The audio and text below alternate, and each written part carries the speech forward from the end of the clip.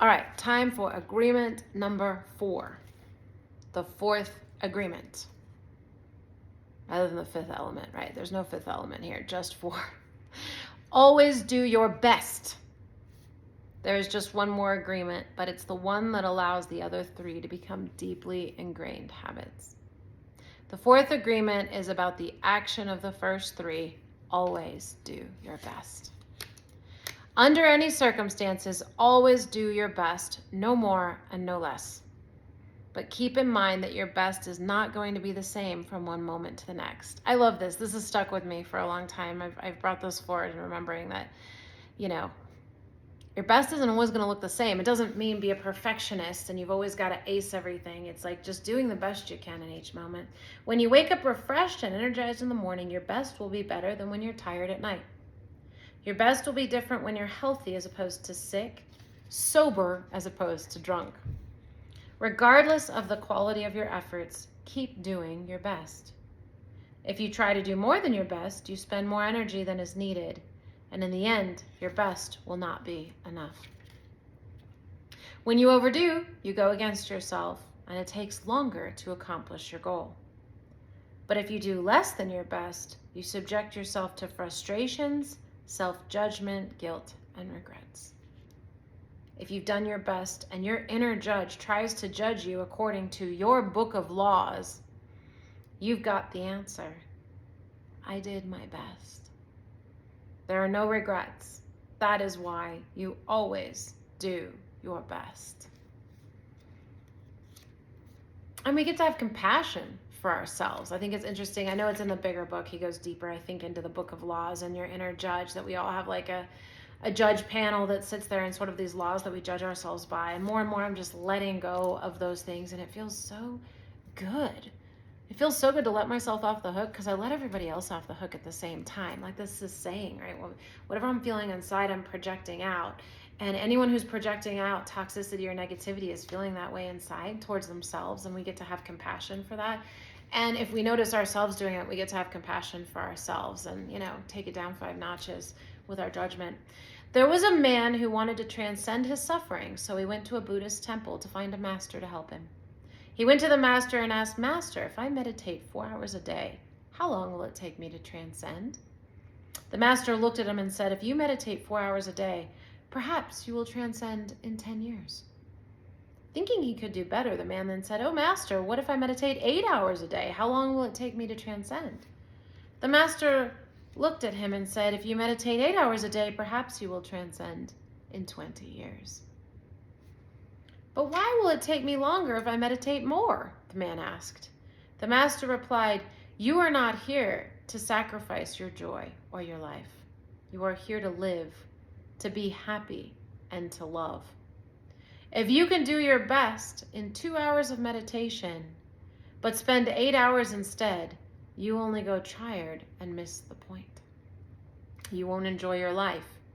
Do your best, and perhaps you will learn that no matter how long you meditate, you can live, love, and be happy." Expressing what you are is taking action. You can have many great ideas in your head, but what makes the difference is the action. Without action upon an idea, there will be no manifestation, no results, and no reward. When you always do your best, you take action. Doing your best is taking the action because you love it, not because you're expecting a reward. Most people do exactly the opposite. They only take action when they expect a reward, and they don't enjoy the action. Do it because you love it and not because you're going to get something. When you do something because you're going to get something, that's the energy that's in it. And so you don't generate nearly as much power. It's kind of like when they say, when we're meditating to ascend, if you're meditating to get anything or get anywhere, it loses its magic. You just got to meditate to meditate just because you enjoy it. And then whatever comes will come so much faster, because when we do to get, then we're not actually doing it out of love. Most people go to work every day just thinking of a payday and the money they will get from the work they're doing. You're doing it to get something. I didn't think about that, but that's so true. We do it to get. And so then everyone around us is using us to get something too, right? We don't get to be in genuine relationship. They can hardly wait for Friday or Saturday. They work hard all week long, not because they like to, but because they have to pay the rent and support their family. This is why we die fast and are stressed and everything too, right? We're not enjoying the majority of our lives. If you take action just for the sake of doing it without expecting a reward, you will find that you enjoy every action you do. Rewards will come, but you are not attached to the reward. You can even get more than you would have imagined for yourself without expecting a reward. See, more comes to us, more abundance comes to us when we're not thinking about it or expecting it. God is life in action. The best way to say I love you, God, is to live your life doing your best. The best way to say thank you, God, is by letting go of the past and living in the present moment.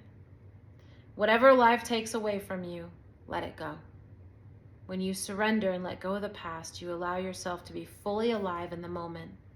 Letting go of the past means you can enjoy the dream that is happening right now. Can't do anything about the past, it's gone. Can't do anything about the future, it's not here, right? Don't they say regret and guilt are in the past and anxiety and fear when you're thinking in the future? But the future never comes, it's always now. That's why it's so important to enjoy right now. You were born with the right to be happy. You were born with the right to love, to enjoy, and to share your love. You're alive, so take your life and enjoy it. So many of us are living without vitality and enjoying life, and now as I'm stepping into it, I'm loving it, I'm enjoying it more and more. It's just amazing. You don't need to know or prove anything. Just to take a risk and enjoy your life is all that matters. This is what Abraham says all the time, right? The purpose of life isn't some grand purpose or to get somewhere. It's really just to align with your inner being, to align with you and enjoy yourself. Like right now, I'm feeling so good. I'm so filled with love. I have so much passion. There's not really any reason. And that's what makes it so great. I'm just feeling good to feel good. I just want to share it to share it. Say no when you want to say no, and yes when you want to say yes. You have the right to be you. You don't need knowledge or great philosophical concepts. You don't need the acceptance of others. It's where so many of us get stuck.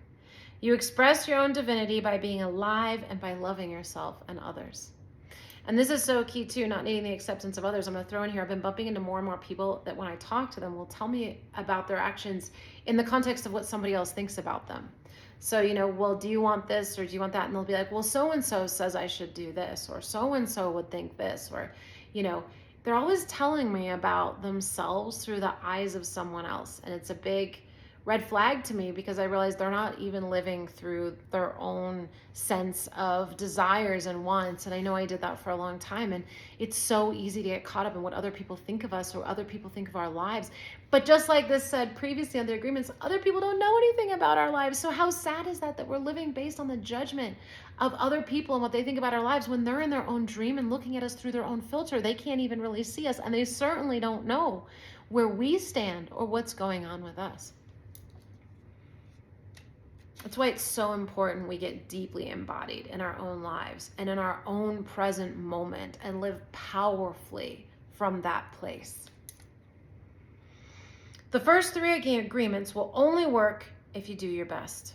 Don't expect that you will always be able to be impeccable with your word. Your routine habits are too strong and firmly rooted in your mind, but you can do your best. Can get better and better at it. Don't expect that will never take anything personally or make another assumption, but you can certainly do your best. When you do your best, you learn to accept yourself. But you have to be aware and learn from your mistakes. Learning from your mistakes means that you practice, look honestly at the results, and keep practicing. Everything you've ever learned, you learned through repetition. If you do your best always, over and over again, you will become a master of transformation. Practice makes the master. By doing your best, you become the master. Repetition. And that's the thing. So often we want to be a master at something when we start. We don't want to be a beginner because that takes humility and chips away at our ego. But that's so good for us to chip away at our ego. But it's hard for us to realize that we have to start as a beginner and then just repeat and try and try. Even with me with these videos, right? It's like, ugh. But I got to keep going and I got to keep trying. I'm not going to master it unless I keep practicing. That's what this is. And being gentle with ourselves and just saying, I'm doing my best in each moment. If you break an agreement, begin again tomorrow and again the next day. It will be difficult at first, but each day will become easier and easier until one day you discover that you are ruling your life with these 4 agreements. And you will be surprised at the way your life has been transformed. Do not be concerned about the future. Keep your attention on today and stay in the present moment. Just live one day at a time. Always do your best to keep these agreements, and soon it will be easy for you. Today is the beginning of a new way of living.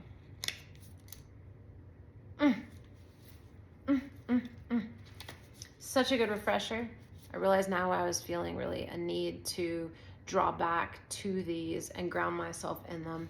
And I'm going to be writing them and putting them on my fridge as a reminder and adding it probably to something that I read every morning. Don't you think that would be nice? Just as an important grounding and reminder, because they do have such power. We're going to practice these till we get to be our best at them, because they lay a great foundation for everything else. In and of them, they lay a foundation of trust, because we can trust in ourselves when we act from love and the 4 agreements. I've been asking for more mechanisms for how do we establish trust? How do we get this full foundation that we're living in?